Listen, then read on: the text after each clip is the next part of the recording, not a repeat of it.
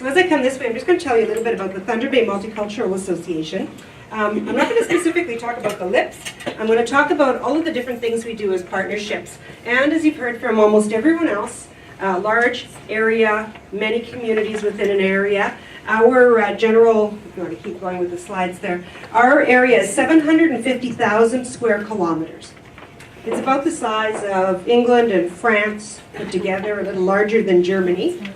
It's everything from the line pretty much of Barrie up to Sudbury, Ottawa, everything west of that to the Manitoba border. So we have 36 municipalities. So if you're looking at the map there, if you want to show them, Chris, where that little line at the narrowing of the province over there on the right-hand side, that the large part, the biggest part of the province of Ontario, that's usually when you flip the map over of Ontario, that's our section. Lots of land, not a lot of people. So this is my drive, and I just wanted to show you on to the left of this, because Chris is pretty proud of this. There's a former hospital called the Port Arthur General Hospital, which is where he was born. There's a connection somewhere. And way in the back there of Lake Superior, you'll see the Sleeping Giant, which is it's a landmark. It is a rock formation, and it is an Aboriginal legend about a sleeping giant, the chief that laid down over the silver mining, which was being extracted and pillaged, and he went to sleep, and it's no longer accessible. So this is our building. We're an old fire hall, and it's been transformed and made into an office building. The City of Thunder Bay sold it to us for $1. And since then we've changed it around, and it's in the center of town. But this is the hub for all of Northern Ontario for settlement services. That first picture is when Chris was born? Yeah, that's the one. When there was the horse-drawn fire hall, yeah. There might have been the ambulance. I'm 172 years old.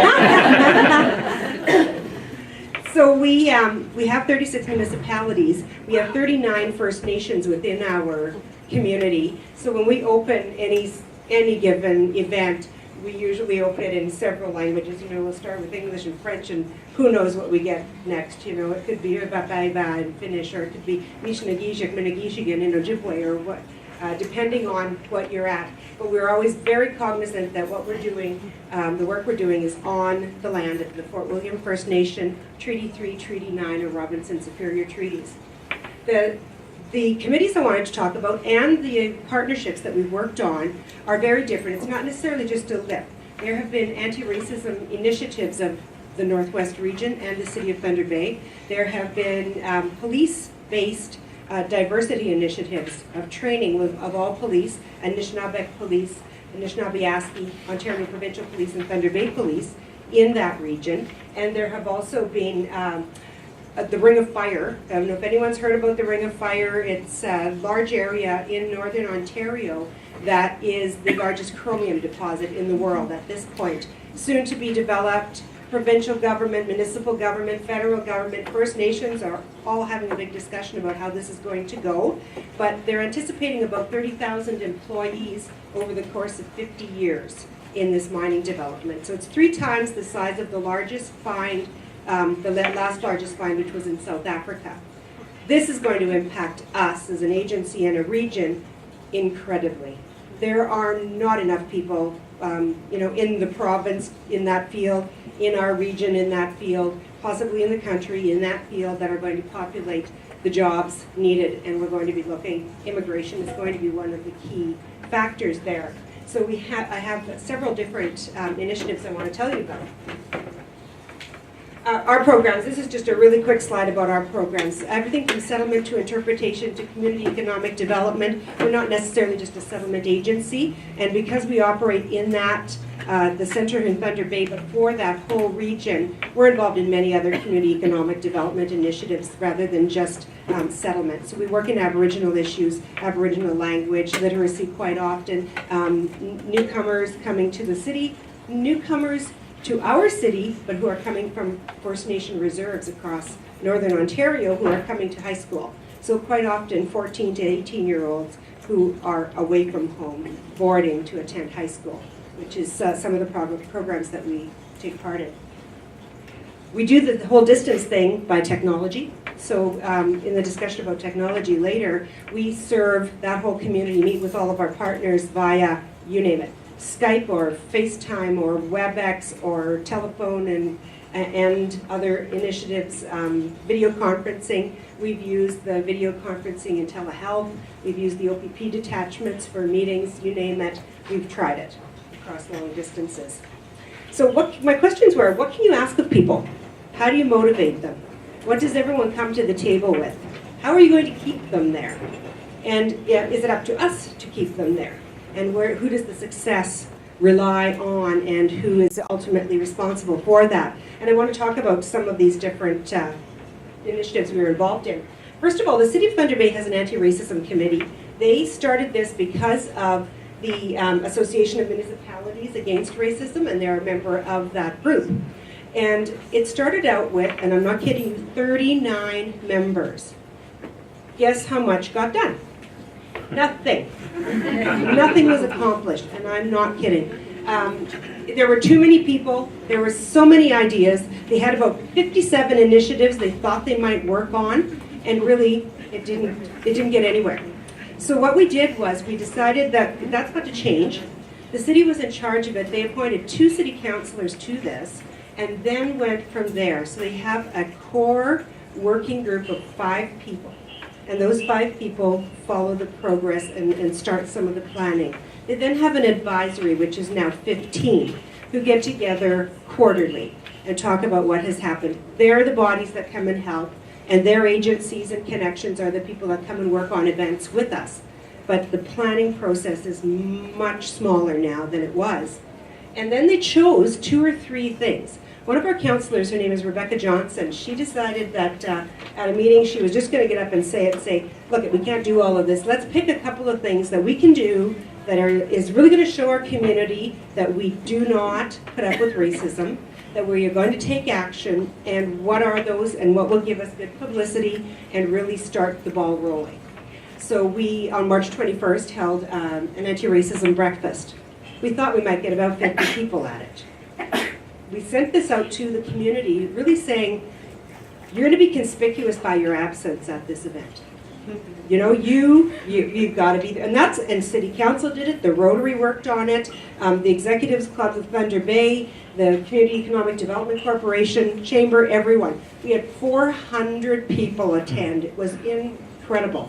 But from that, we had a list of things that were, if you want to get involved, here are some committees. Here are some of the things that you can get involved in. You don't have to be at every meeting. You do not have to be involved in everything. You don't always need to be there. And that approach really worked. And we got a lot of people interested in, some wanted to be mentors. Some wanted to be mentors for Aboriginal students that were here going to college, that were in our city going to college, and they were going to connect them to their communities, to their professions. Some wanted to help host events. Some wanted to have training in their agencies. It was many different things. The immigration portal, that was 356 municipality coalition. When you get down to First Nations, small municipalities, our whole region, everyone that's going to be involved, it was enormous. But we took it region by region. We broke it up into small areas. We looked at what was going to happen, who was going to do what. The city of Marathon, which is 1,200 people, is going to have very different needs than the city of Thunder Bay, that's 120,000 people. So we started working on welcoming packages for each of them. What did they need? How are we going to get them? And the other was the Diversity in Policing Project, which I'm going to talk about on its own. So what always came up is you need a quarterback. You need to have the bus driver. You need to have one sort of a coordinator of a project. It can't always just come together as a coalition. Someone's got to drive that bus. And so in each instance, it was someone different. The Anti-Racism Committee, it was one of the city councilors and the mayor.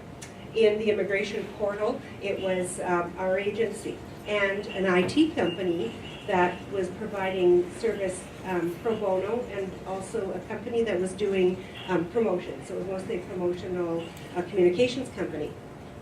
In the policing project, it was the First Nations, the Multicultural Association, and the police services. And out of that, they have an Aboriginal liaison officer for Thunder Bay Police, and he took the lead in that one. So there was someone that coordinated the service. So with partners spread all over, we found ways of having everyone involved, and some of that changed. Some of it became a smaller committee in eastern Northern Ontario. Some became the communities closest to the Manitoba border, which had different issues than we did. So we meet as an advisory. This project, we met together with a group that was really involved when the Kosovo refugees arrived in Thunder Bay. There were issues that came up. This one starts out as there were healthcare issues of a large group of refugees that needed to be met. And we sat down having a planning meeting about this. And what happened was the Northern Ontario School of Medicine group took on one piece of the project. And it was called a health passport. Newcomers would come, this group of refugees would come to the clinic, to the health unit, show up at Emerge, and no one had a history of where they had been and what their previous issues were, what they arrived with, whatever. So we developed something, and I'll go into that in a second. The other one was they could not find a family doctor. There were no family doctors in the city of Thunder Bay that would take that many patients, or that would even take some of them, and then they were on waiting lists and they had critical issues. So at one of the meetings that we had really talking about just this issue, one of the doctors was in the meeting. He was part of, previously had gone away with Doctors Without Borders, and he said, oh, well, my wife is working full-time. She was a physician as well. I've been at home taking care of the kids because when I came back from Doctors Without Borders, I didn't have my practice set up. So I'll have a 2-days-a-week practice. Can I do it in your building? I passed out, and when they picked me up, I said, absolutely. So what he did was set up a clinic in our building for refugees that didn't have a doctor. So you can turn the, and these ones we can go through fairly quickly. This is the health passport that they developed. So this is for a newcomer to take with them. We've used it with Aboriginal communities as well. All of their information, everything that they need to have with them about their history previous to coming to Canada and since they've been in Canada. And they present this to whichever the attending physician, nurse, doctor, practitioner at the health unit is, and said, please can you fill this out and put the information into my health passport. And it has all of their previous information and everything that's happened so that they're not going through the same things again and again. Great, thank you. Governance is another issue, but back to the health passport. This is a fantastic, wonderful idea. If anyone ever wants to use any of that, please let me know. It really helped newcomers. Just happens to be where you are at any given point talking about the issues. But had we taken that all on as our association, it would never have been as comprehensive and fantastic as it was because we don't have the time or the people to do that. Our funding is limited. So the Northern Ontario School of Medicine took the lead in one case. We reviewed it, but not necessarily for what was there and what they thought they needed to collect, but just how easy it was for newcomers to read it, whether the language was at a good level, all that sort of thing. With the doctor in our office, we provided the space. That really was it. He had everything else sorted out, and it was fabulous. On to the governance issue. The one I want to talk about there is the Diversity in Policing Project. Here we had 3 chiefs of police in a room trying to make a plan. That wasn't a lot of fun. And the chief in charge for Thunder Bay, our piece came a little bit different because we're a police service. We needed to have a plan specific to Thunder Bay Police. So we brought in four people that were interested in being part of the coalition. Well, there was a huge conflict, really only personality, between the chief of police and one of the women who was on this committee. And I was at a meeting, I was not in Thunder Bay, I think I might have been in Niagara, and the chief of police phoned me on my cell phone. He says, that woman's got to go. And I said, what on earth are you talking about? And we had a fabulous governance decision-making tree put into place where he's not the chief of this committee. He was not the coordinator of this program. He's one of the people at the table. And I spent about 45 minutes on the phone talking about that, saying, well, that's great, but we're going to work through this. We're going to have to go through the process. Thank goodness we had set up the rules of engagement, I called them, for setting this up because we needed it. We needed that process to go through. It did work out, but he was so used to being the chief and making the decision and saying, I don't like her and I don't want her there. And I thought, oh no, oh no, oh no, and I had to start working through that with them, rather than just take what he said and find a way to have relief. I would never have that happen. So governance is an issue. And if you think that it'll all pan out in the end, no. Set it up at the beginning. Have a governance process. Have a good process for mediation of issues that come up, and set that up well, because it's quite important. So you have your rules of engagement. You have your multi-stakeholder meetings. That always needs an outside coordinator of some sort. The mining readiness one is the Community Economic Development Corporation in Thunder Bay, and one of the big players in the mining situation. So strategic planning, I know that we've talked about that this morning quite a bit, but for a region, we found that ours would focus on a region or a municipality doing their own planning, and we were fine with that. We didn't need a big plan for everyone. And this evolved. This was very, very organic, very grassroots. And then around a specific project. So that planning process is very different. And then around an idea or a sector, like I say, mining or settlement.